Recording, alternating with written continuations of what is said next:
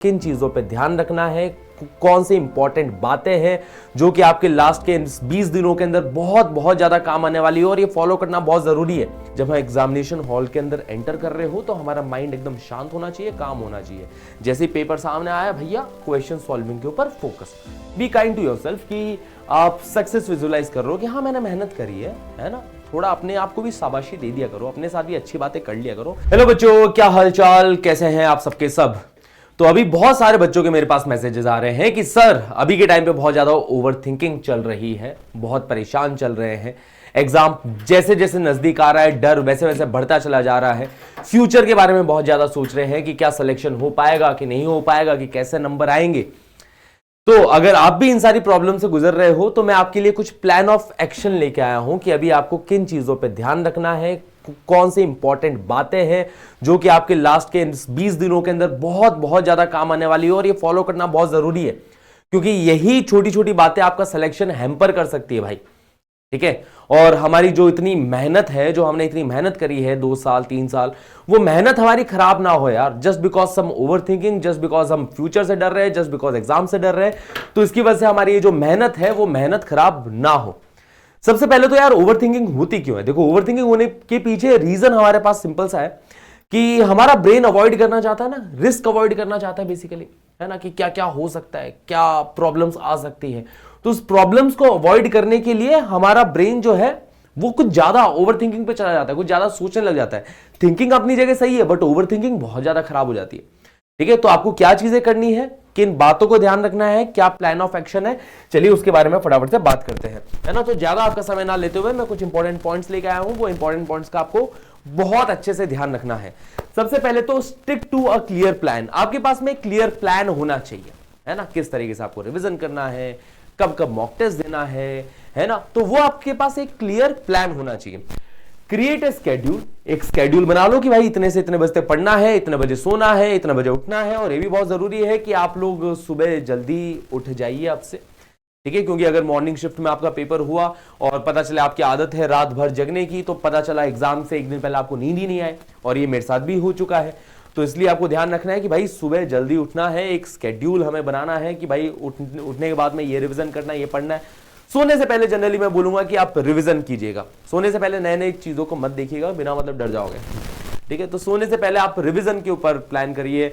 Morning के समय में आप क्वेश्चन प्रैक्टिस के ऊपर प्लान करिए कि भाई जब सुबह का टाइम है उस टाइम पे माइंड बहुत एक्टिव रहता है, तो उस टाइम पे अपन क्वेश्चंस प्रैक्टिस करें, मॉक टेस्ट लगाए, है ना। सोने से पहले आप रिवीजन के ऊपर फोकस करिए कि हाँ जो चीज ऑलरेडी पढ़ रखी है उसको आराम आराम से रिवाइज कर रहे हैं, बस मीठी मीठी नींद आ जाएगी थोड़ी देर बाद में। ठीक है, तो सेट डेली गोल्स भाई, डेली गोल सेट करना बहुत जरूरी है। आज क्या करना है, कल क्या करने वाला हूं, है ना, इतना सोचो आप लोग कि कल मैं इतना पोर्शन कवर करने वाला हूं, ताकि एक हमारे पास एक आउटलाइन तो आ ही जाएगा ना कि एग्जाम तक इतना सिलेबस कवर करना है। तो एक डेली गोल सेट करना बहुत जरूरी है, डेली गोल सेट करके चले, ताकि ये चीज है ना, ये छोटी छोटी चीजें ओवरथिंकिंग अवॉइड करती। आपके पास आज का गोल है कि मुझे ये काम करना है आज के दिन, तो ओवरथिंकिंग आप अवॉइड करोगे इसमें। ठीक है, आप अपने काम पे रहेंगे, है ना। तो फोकस ऑन एक्शन भाई, ठीक है। अभी ज्यादा सोचने का कोई फायदा नहीं, कितना भी सोच लो कोई फायदा नहीं होने वाला है, कितना भी डर लो उल्टा नुकसान ही होगा। तो इसलिए जो चीज हमारे हाथ में है, जो कि है एक्शन, कार्य, जो हम कर्म कर सकते हैं अभी के टाइम पे, है ना, और हमारा काम क्या है, क्वेश्चन सॉल्विंग। भैया क्वेश्चन सॉल्व करो, मॉक टेस्ट लगाओ, रिवीजन करो। तो इस एक्शन के ऊपर ज्यादा फोकस करो, डेली गोल सेट करते हुए, डेली की प्लानिंग करते हुए।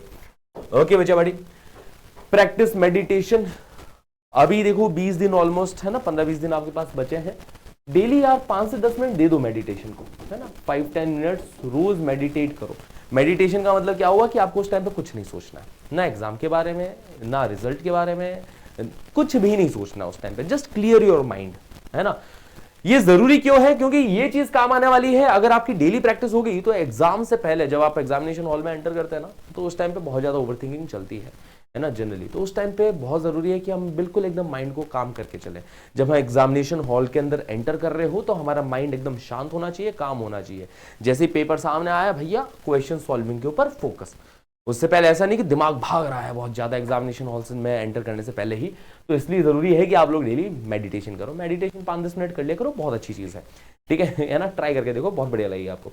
है ना। तो वेरी नेसेसरी, आज नहीं तो कल तो आपको करनी ही है ना। तो अभी से ही स्टार्ट करो और अभी 15-20 दिन 5-10 मिनट डेली, है ना, मेडिटेशन को दो।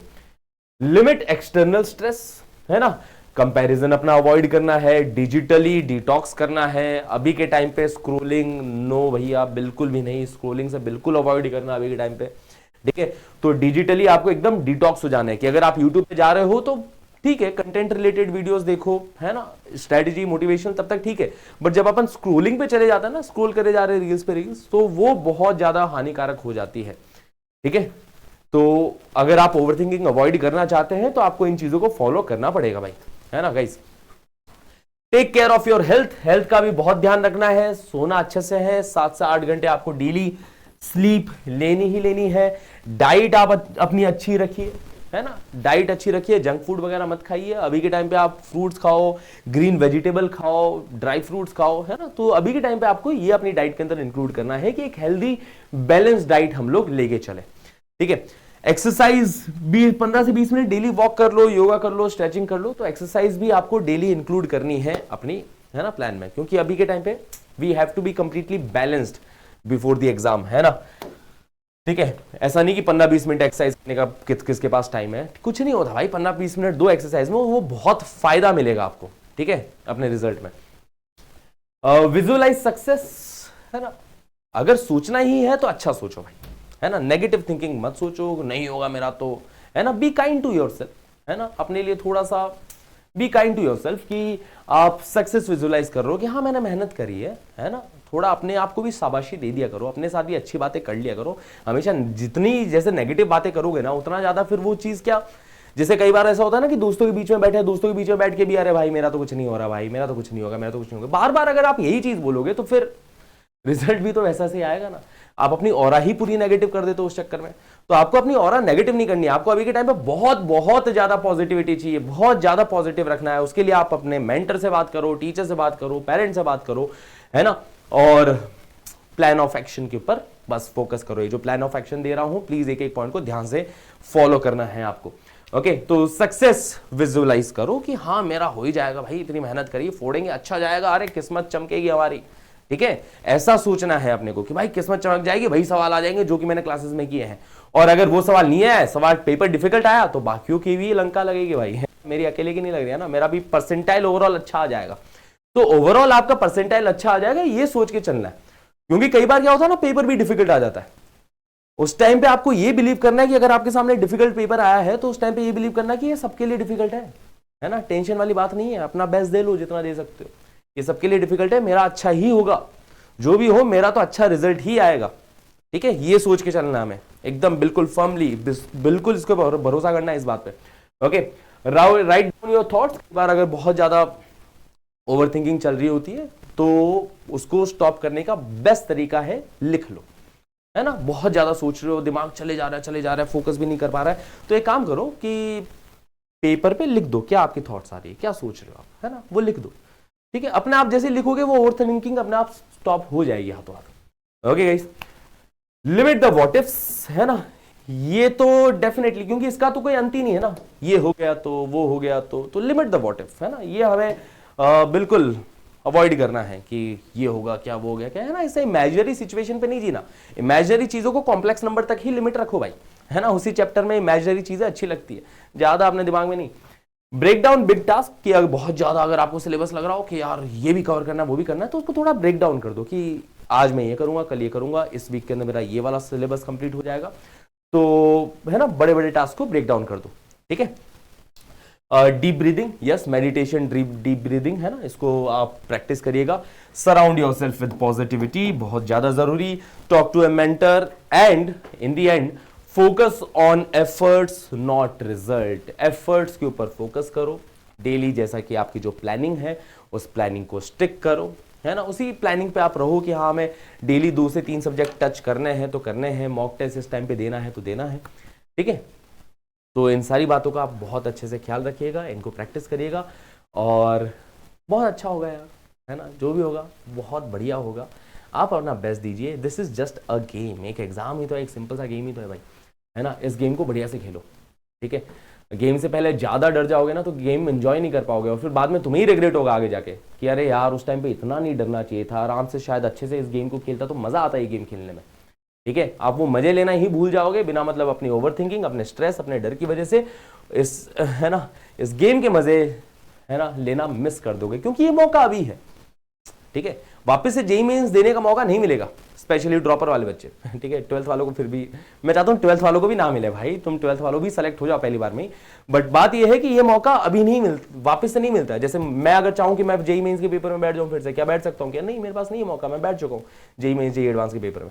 ठीक है, तो ये गेम जो है, जो खेलने का आपको मौका मिला है, उस गेम को आप बढ़िया से खेलिए। ठीक है, एकदम खुल के खेलिए इस गेम के अंदर, बिल्कुल, और एफर्ट्स फुल डालिए भाई, है ना, क्योंकि इस गेम में तभी अच्छा कर पाओगे जब अपने एफर्ट्स एकदम सटीक है, पूरे पूरे एफर्ट्स हमने डाले हैं, तभी इस गेम में अच्छा कर पाओगे। तो ये overthinking, negativity, negative thoughts, इन सबको अवॉइड करके बस अपना बेस्ट एफर्ट डालो। अभी तक जो हुआ है पास्ट के बारे में मत सोचो, है ना, कि उस टाइम पे पढ़ाई खराब करी थी, अच्छी करी थी, उस सब बारे में सोचने का कोई मतलब नहीं है। बस प्रैक्टिस करते रहो, एफर्ट्स डालते रहो, पढ़ाई करते रहो, दैट इज इट। ठीक है, तो wish you all the best, और इसी तरीके से बार बार बीच बीच में आते रहेंगे हम आपको मोटिवेट करने के लिए, ठीक है, आपको गाइड करने के लिए। ओके गाइस, तो wish you all the best, मचाना एग्जाम के अंदर। मिलते हैं फिर से, टेक केयर, बाय बाय।